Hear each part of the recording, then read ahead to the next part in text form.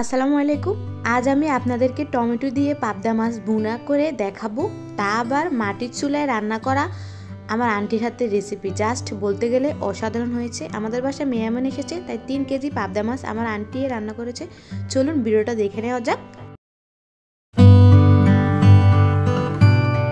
যেহেতু আজকে মাটির চুলায় রান্না করবে, তাই চুলায় একটা কড়াই বসিয়ে পরিমাণ মতো তেল দিয়ে দিল। 1 কেজি পেঁয়াজ কুচি দিয়েছে। 3 কেজি পাবদা মাছের জন্য 1 কেজি পেঁয়াজ নিয়েছে।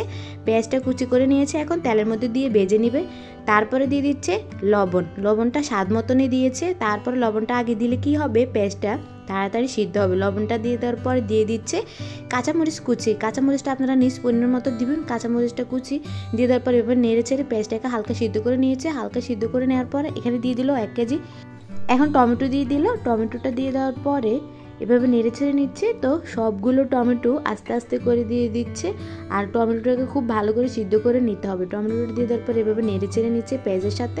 তারপরে এখানে দিয়ে দিল 1 টেবিল চামচ আদা বাটা, 1 টেবিল চামচ রসুন বাটা, আর দিয়ে দিল জিরা বাটা 1 টেবিল চামচ। এখানে সব মশলা কিন্তু বাটা মশলা, জাস্ট বলতে গেলে অসাধারণ হয়েছে খাবারটা, কারণ বাটা মশলা ব্যবহার করলে যে কোনো খাবারই স্বাদ দ্বিগুণ বাড়িয়ে দেয়। তারপরে দিয়ে দিল 2 টেবিল চামচ হলুদের গুঁড়া, দিয়ে খুব ভালো করে মিশিয়ে নিচ্ছে।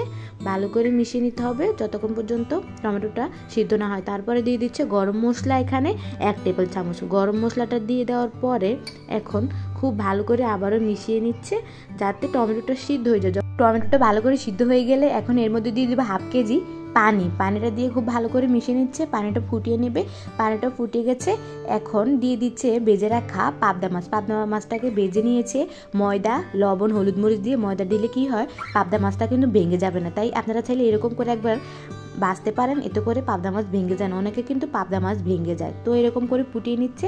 আর তার উপর দিয়ে দিল কিছুটা ধনিয়া পাতা কুচি। বাস হয়ে গেল পাবদা মাছের ভুনার রেসিপি। আজকের ভিডিওটা যদি ভালো লেগে থাকে তাহলে অবশ্যই আমার পাশে থাকবেন। ধন্যবাদ।